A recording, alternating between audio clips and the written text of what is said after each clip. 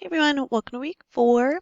So this week you're going to be working through your Unit 3 materials. So please make sure you're giving yourself plenty of time to complete your mid-semester project. Again, projects are worth 45% of your grade, so this is an extremely important piece to your grade.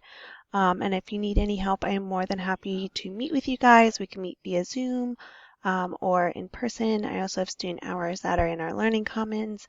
So please just reach out if you have any questions. So for this week, all work will be due by Monday the 6th at 11:59. I'll go back in and add that in a minute. You're going to be working through 8A through 8F, so we do have a pretty hefty week, and then we're also going to be starting 9A.